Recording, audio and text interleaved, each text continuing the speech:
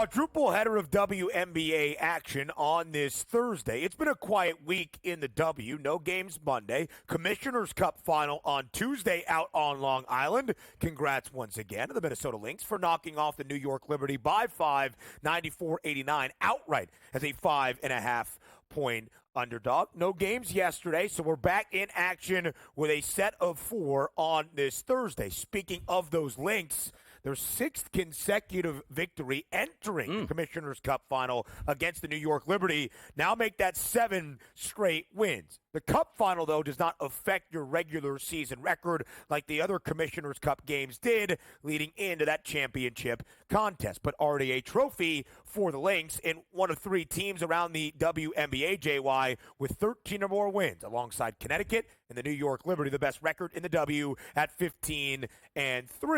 But it's an early start today in Dallas, 1 p.m. Eastern time for Minnesota. They're a 9.5-point favorite on the road against the Wings, who have the worst record in the league at 3-13. Is it a sleepy spot for the Lynx?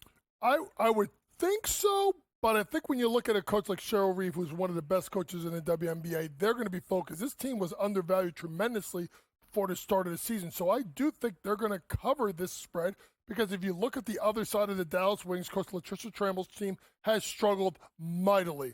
Satu Sabali, who's most improved player, about a 20-point-a-game scorer last year, hasn't played all year. They traded Marina Mabry, Arika Owumbawale's best friend and backcourt mate from Notre Dame, and the Dallas Wings. They sent her to Chicago, and it's part of a full rebuild. Hello, what are you looking at? Yeah, her name is Paige Beckers next year. But so when you look at a team like Dallas, they're going to struggle. Minnesota, their defense always travels. I think if you look at it, you take Minnesota minus a point.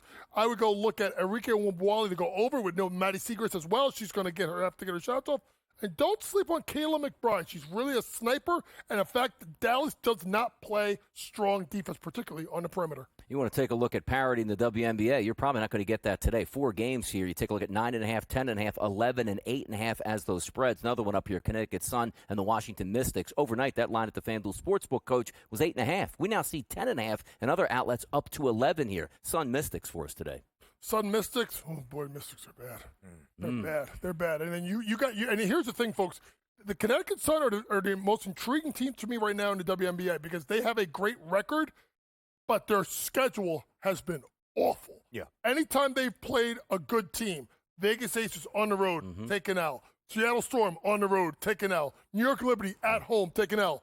But everyone else, they beat the snot out of because of that defense and the fact that they play the slowest pace in the WNBA, but also have the highest defensive efficiency. So if you don't want to go with taking the points, or I would say this, take the Washington team total under. Yeah. Because they're going to lock you down, and they do a good job of playing half-court basketball. And let's be honest, Washington already struggles to score anyway. Line them up versus a great defensive team and a slow pace. Seems like Mystics under to me. I love handicapping the Connecticut Sun because the total is 152.5. That's a college basketball number, not what you see in the W. However, for the Sticks, of course, they got off to a winless start, 0-12.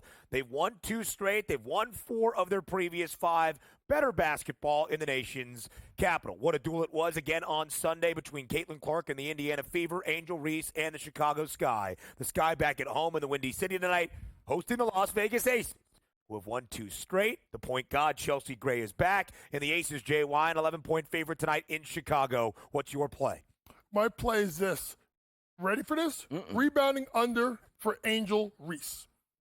I know she's been on a double-double run here, but she's going against the Las Vegas Aces, a team that's going to want to make a statement. Yeah. They're playing much better than Chelsea Gray is back. She's got a couple of practices, days under her system. So listen, FanDuel's got this prop out right now with Angel Reese specials for her double-double streak. Folks, I'm not touching it because I don't think she gets one tonight. Angel Reese goes under her rebounding prop.